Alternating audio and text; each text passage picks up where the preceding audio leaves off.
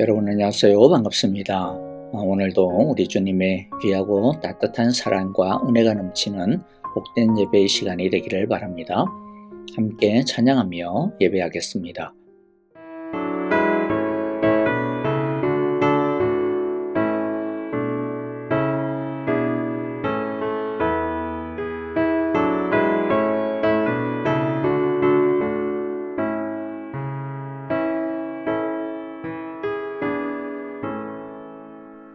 네 갈 길 멀고 마음은 기쁜데 빛 되신 주 저 번영집을 향해 가는 길 비추소서.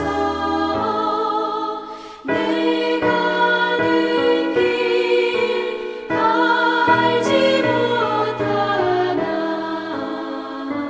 한 걸음씩 늘 인도하소서. 이전에 방탕하게 지낼 때에 교만하여 맘대로 고집하던 이 죄인이 사하소서. 내 지은 죄 다 기억나시고 주 뜻대로 늘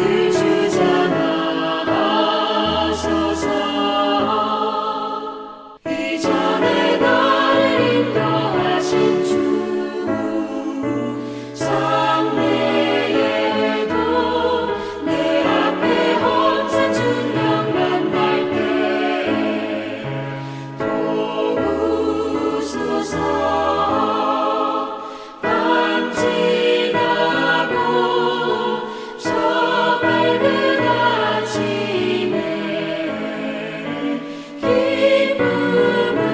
기쁨으로 내 주를 만나리.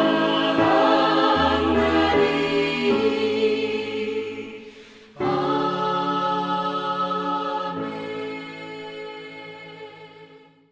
오늘 우리가 함께 나눌 하나님의 말씀 같이 읽습니다. 사도행전 27장 27절부터 44절의 말씀입니다. 우리 한 절씩 같이 읽어보겠습니다. 열나흘째 밤이 되었을 때에 우리는 아드리아 바다에 떠밀려 다녔다. 한밤중에 선원들은 어떤 육지에 가까이 이르고 있다고 짐작하였다. 그들이 물 깊이를 재어보니 20길이었다. 좀 더 가서 재니 15길이었다. 우리는 혹시 암초에 걸리진 않을까 염려하여 고물에서 닷 4개를 내리고 나리 3기를 고대하였다. 그런데 선원들이 배를 버리고 달아나려고 이 물에서 닻을 내리는 척 하면서 바다에 그룻배를 풀어내렸다. 바울은 백부장과 병사들에게 말하였다. 만일 이 사람들이 배 그대로 남아있지 않으면 당신들은 무사할 수 없습니다. 그러자 병사들이 그룻배의 밧줄을 끊어서 그룻배를 떨어뜨렸다. 날이 새어갈 때에 바울은 모든 사람에게 음식을 먹으라고 권하면서 말하였다. 여러분은 오늘까지 열나흘 동안이나 마음을 졸이며 아무것도 먹지 못하고 굶고 지냈습니다. 그래서 나는 여러분에게 음식을 먹으라고 권합니다. 그래야 여러분은 목숨을 유지할 힘을 얻을 것입니다. 여러분 가운데서 아무도 머리카락 하나라도 잃지 않을 것입니다. 바울은 이렇게 말하고 나서 빵을 들어 모든 사람 앞에서 하나님께 감사를 드리고 떼어서 먹기 시작하였다. 그러자 사람들은 모두 용기를 얻어서 음식을 먹었다. 배에 탈한 우리의 수는 모두 276명이었다. 사람들이 음식을 배부르게 먹은 뒤에 남은 식량을 바다에 버려서 배를 가볍게 하였다. 날이 새니 어느 땅인지는 알 수 없지만 모래밭이 있는 항만이 보였다. 그래서 그들은 어떻게 해서든지 배를 거기에 몰아 해변에 대기로 작정하였다. 닻을 모두 끊어서 바다에 버리고 동시에 키를 묶은 밧줄을 넣주었다. 그리고 앞돛을 올려서 바람을 타고 해안 쪽으로 들어갔다. 그런데 두 물살이 합치는 곳에 끼어들어서 배가 모래톱에 걸렸다. 이 물은 박혀서 움직이지 않고 고물은 심한 물결에 깨졌다. 병사들은 죄수들이 혹시 헤엄쳐 도망할까봐 그들을 죽여버리려고 계획하였다. 그러나 백부장은 바울을 구하려고 병사들의 의도를 막고 헤엄칠 수 있는 사람들은 먼저 뛰어내려서 무처로 올라가라고 명령하였다. 그리고 그 밖의 사람들은 널빤지나 부서진 배 조각을 타고 무처로 나가라고 명령하였다. 이렇게 해서 모두 무처로 올라와 구원을 받게 되었다. 아멘. 유로굴라 폭풍에 시달린 지도 이제 14일째가 되었습니다.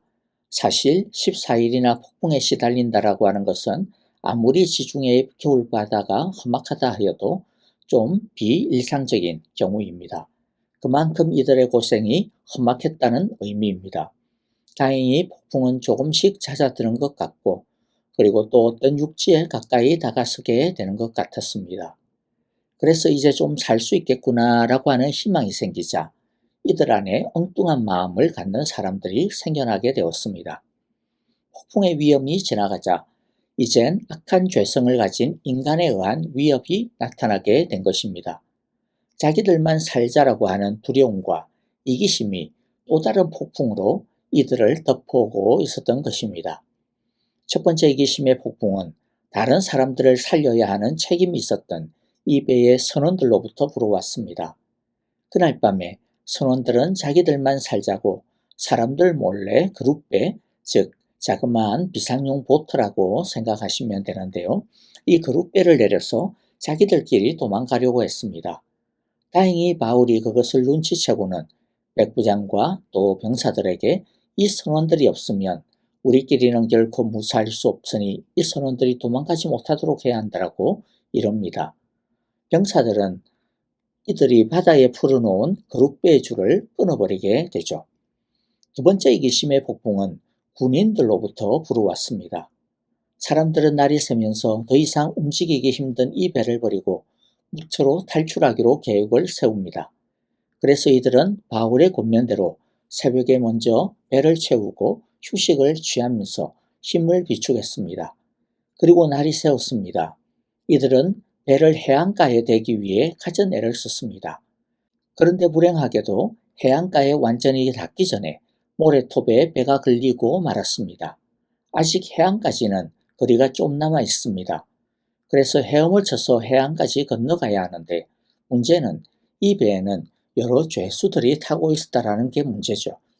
바울처럼 억울한 죄수도 있었겠지만 그러나 대부분은 중죄인들입니다.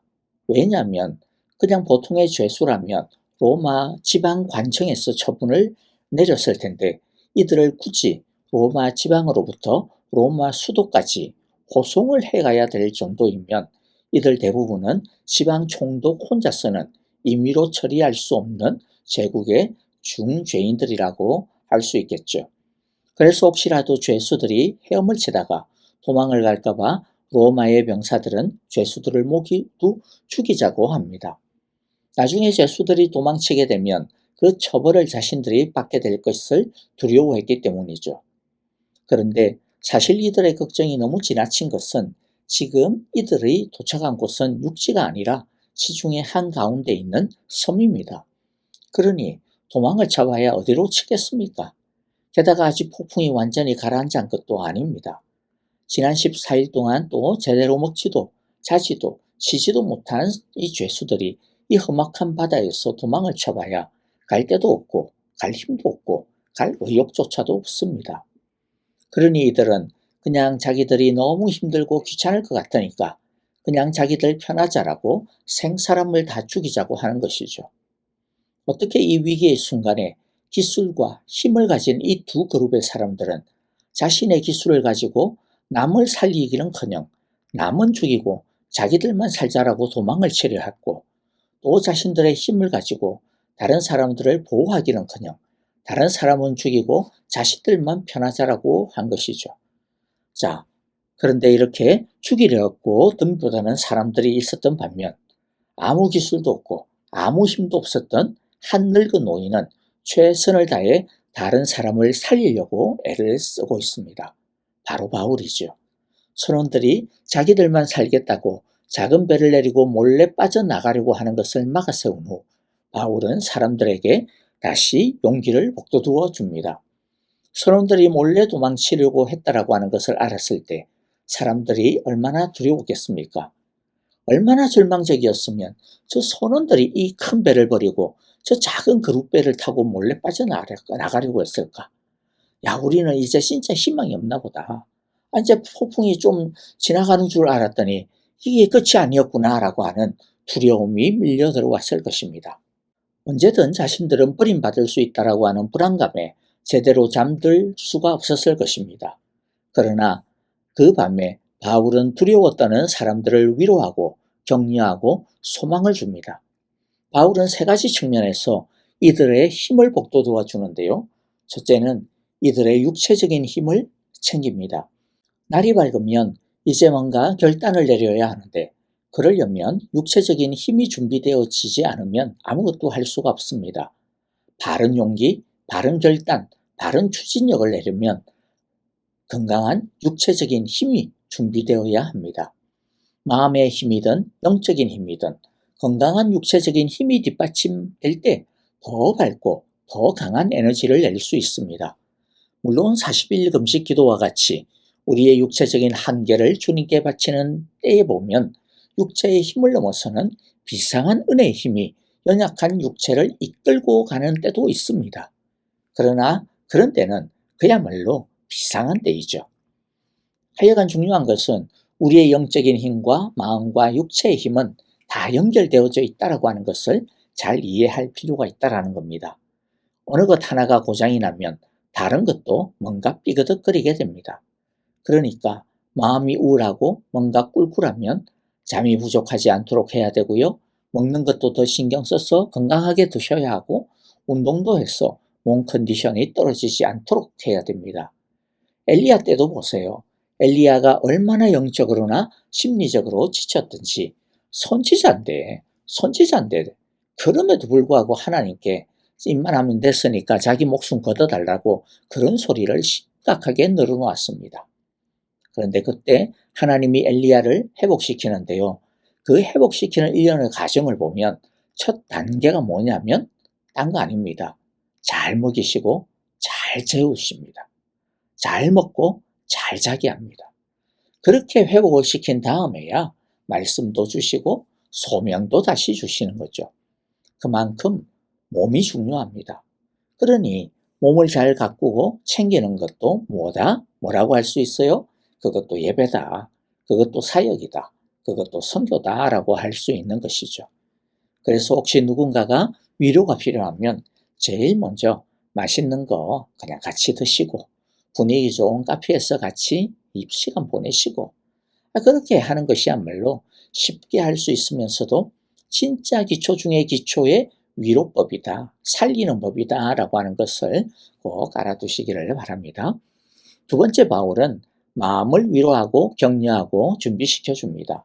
33절에 보면 이들의 고생과 수고를 위로하는 바울을 보게 됩니다. 선원들한테도 야, 니네들이 인간이냐? 어떻게 도망칠 수가 있어? 이 배신자들 이렇게 비난한 것이 아니라 14일 동안 죽으라고 생고생한 그들의 수고를 인정해주고 감사하고 또 치하하고 있는 것이죠. 지쳤을 때 누군가의 이런 지지와 격려가 얼마나 큰 힘이 되는지 모릅니다. 누군가 나의 수고를 기억해주고 있다라고 하는 것, 내가 그래도 쓸모없는 존재가 아니었구나라고 하는 마음을 갖게 해주는 것은 너무나도 귀합니다. 그러므로 우리도 뭐라고 막 지적하기 전에 존중하고 인정하는 것부터 먼저 해야 할 것입니다. 사람인데 어느 누군들 부족하지 않은 사람이 누가 있고 모자라지 아니한 사람이 누가 있고 실수하지 않는 사람이 누가 있겠습니까? 그런데 순서가 중요해요. 질책하고 판단하고 그러는 것보다 먼저 격려해주고 인정해주고 잘했다라고 수고했다라고 애썼다라고 진심으로 고마워해주고 존중해주는 것이 먼저라는 것입니다. 적더라도 진심으로 하는 것 말이죠.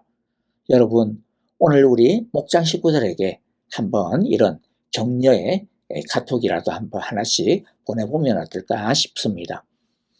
우리 모두 마음을 따뜻하게 해주는 그런 성도님들이 다 되었으면 좋겠습니다. 자, 이제 마지막 세 번째 보면 세 번째 바울은 믿음의 위로를 주었습니다. 33절 후반부에 보면 바울이 어떤 위로를 합니까?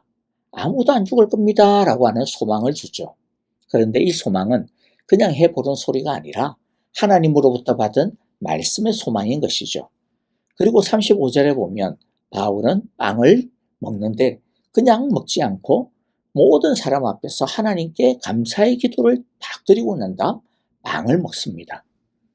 이것은 우리의 생명이 하나님의 손에 있다. 하나님께서 우리의 빵이 되신다. 우리의 생명이 되신다. 그러니 이 하나님을 보라. 내가 믿는 이 하나님을 보라. 그렇게 데몬스트레이션 하는 것입니다. 이것은 이 당시 사람들에게 굉장한 퍼포먼스가 되었습니다. 당시 사람들은 다 저마다 하나 이상의 신을 숭배하고 있던 사회잖아요. 그런데 14일 동안 이들이 경험한 게 뭡니까? 자기들이 섬기는 그 어떤 신들도 아무 도움이 되지 않더라라고 하는 것입니다. 이 폭풍 앞에 무기력하다라고 하는 것을 이들이 똑똑하게 경험하게 된 것이죠. 그러니 종교심이 박살이 나버렸습니다. 이 시대에 있어서 종교심이 박살난다라고 하는 것은요, 모든 생명과 삶의 기초가 흔들려버리고 무너져 버리는 겁니다. 그런데 바울은 빵을 들어 하나님께 기도하는 것을 통해 하나님만이 이 폭풍 가운데서 말씀하셨지? 하나님만이 우리 가운데 일하셨지? 나의 하나님이 너희들에게 소망을 주었지? 그렇게 지금 하나님만이 유일한 참신임을 그들에게 보여주고 있는 겁니다. 그리하여 거짓된 신을 버리고 참 하나님을 영접할 수 있도록 돕고 있는 것입니다. 진짜 위로의 종결점은 영혼의 위로입니다. 이것은 하나님을 믿는 우리, 예수님을 믿는 우리, 성령님을 믿는 우리만이 할 수 있는 것입니다. 우리가 형제 자매들을 위해 할 수 있는 최고의 위로는 비록 아무 말을 안 해도 됩니다. 굳이 기도할게 라고 말을 안 해도 됩니다. 옆에 형제 자매들의 이름을 하나님 앞에서 부르며 믿음의 중보의 기도를 드리는 것이 바로 우리가 할 수 있는 영혼의 위로인 것이죠. 우리가 믿지 아니하는 사람들에게 해줄 수 있는 최고의 영혼의 위로의 선물은 우리의 하나님을 드러내는 것입니다. 그 하나님이 나의 생명임을, 그 하나님이 나의 떡임을, 나의 소망임을 나누는 것입니다. 저와 여러분, 이런 영혼 구원하는 영혼의 위로자가 되기를 원합니다. 말씀을 마무리합니다. 우리는 어떤 사람이 되어야겠습니까? 버리는 자, 죽이는 자가 되어서는 안 되겠죠. 살리는 자, 일으키는 자가 되어지기를 바라고 기도합니다. 오늘 보니 뭘 가지고 있다라고 해서 세상의 지식과 힘을 가지고 있다라고 해서 살리는 자가 되는 게 아니더라 하는 것을 우리가 볼 수가 있었습니다. 누가 살리는 자가 됩니까? 영혼을 사랑하는 마음을 가진 사람입니다. 무엇보다도 하나님을 의지하고 믿는 사람입니다. 우리가 이 마음과 믿음을 가지고 살리는 자가 되려고 할 때에 하나님은 바울에게 주셨듯이 우리에게도 영적 리더십의 능력을 주실 것입니다. 그리고 백부장을 붙여주셨듯이 혼자 내버려 두지 아니하시고 믿음과 소망과 사랑의 동력자를 붙여주실 것입니다. 바라기는 우리 모두, 우리 사랑의 교회 온 성도님들 모두 육체와 마음과 영혼을 위로하고 살리는 따뜻한 하나님의 마음의 소유자들이 다 되어지시기를 바랍니다. 그런 목장이 다 되어지기를 간절히 기도하고 축복합니다. 아멘. 오늘 우리에게 주신 귀한 말씀들 마음 가운데 새기면서 우리 함께 하나님 앞에 나아가 기도하도록 하겠습니다. 위로하는 자, 살리는 자가 되게 하소서. 육체를 살리고 마음을 살리고 영혼을 살리는 자가 되게 하소서. 영혼 구원하는 우리가 되게 하소서라고 우리 함께 기도하기를 원합니다. 그리고 또 아프신 분들 우리 돌아보시면서 함께 기도해 주실 때 김정숙 권사님, 지수영 집사님, 오영자 권사님, 그리고 또 서정봉 장로님과 조창준 장로님, 또 그 외에도 여러 우리 편찮으시고 연약하신 특별히 양로원에 계신 우리 어르신들 생각하시면서 우리 함께 사랑으로 기도하도록 하겠습니다. 또 우리 선교사님들을 위하여서 함께 마음을 모아 같이 기도합시다. 찬양하며 기도하겠습니다.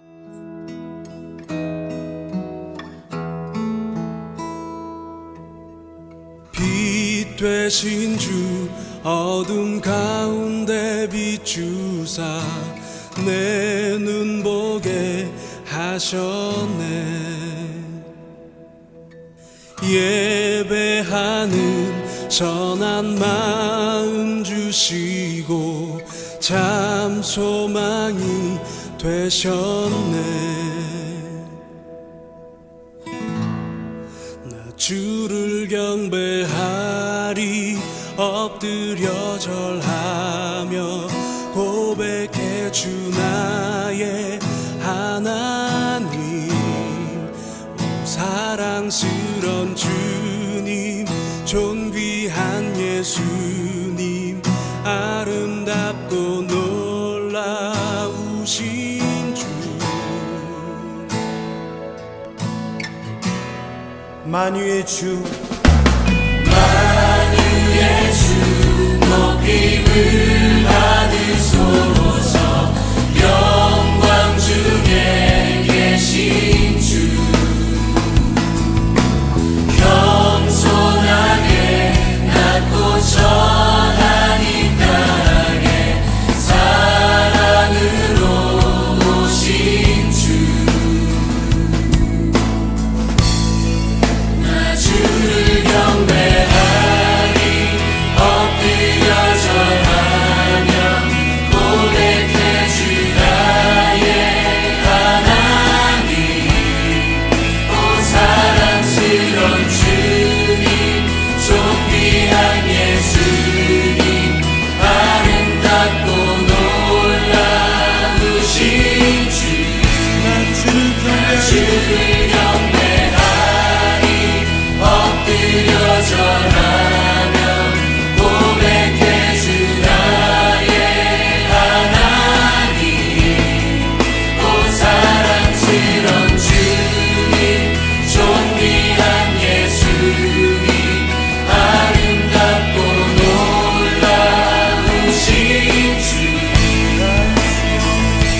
알 수 없네 주의 은혜 내 죄 위한 주 십자가. 알 수 없네 주의 은혜 내 죄 위한 주 십자가.